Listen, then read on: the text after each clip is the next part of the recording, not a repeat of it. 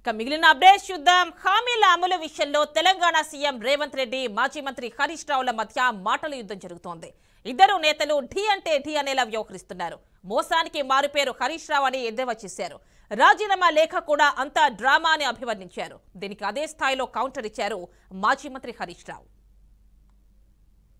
చింతమాడికలో పోయి చింతచెట్టు కింద వండుకో అని చెప్పిన.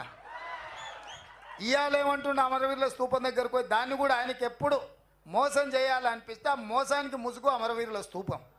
దాన్ని వెనకాల దాచుకొని అబద్ధాలు చెప్తాడు. ఇన్ని రోజులు ఎప్పుడైనా అమరవీరుల స్తూపం కాడిపోయిందా? ఇవాళ పోయి చెప్తున్నాడు ఈ రైతు రుణమాఫీ కాదు ఇంకేంటి ఒక కండిషన్లు చెప్పి ఇవన్నీ చేసి ఇంత పెద్ద లేఖ రాసుకొచ్చింది. రాజీనామా లేఖ అట్లా ఉండదు. నాకు ఎవరో చూపించారు మొత్తం సీసపత్యం రాసిండు అందులో వాళ్ళ మామ చెప్పిందంతా. రాజీనామా లేఖ ప్రిస్క్రైబ్డ్ ఫార్మెట్లో స్పీకర్ గారు ఒక ఫార్మెట్ ఇస్తాడు. దాంట్లో ఒక్క పదము పొల్లు పోయినా ఆ కాగితమే చెల్లదు.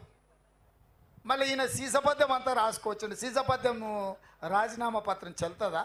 పెద్ద తెలివి అనుకుంటుండే ఆయన. తాటి సెట్టు లెక్క పెరిగితే కాదు నాయన, మోకాళ్ళలో కాదు అరికాళ్ళకు పోయినట్టు నీ తెలివితేటలు హరీష్ రావు.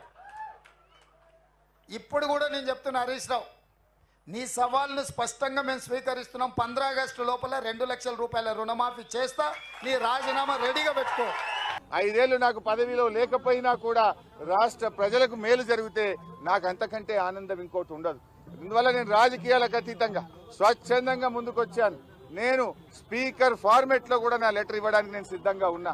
ఇవాళ నీ డిమాండ్లను ఇవాళ ఇక్కడ ఉండే జర్నలిస్టుల చేతిలోనే నా రాజీనామా పత్రాన్ని పెట్టి వెళ్తా ఉన్నా.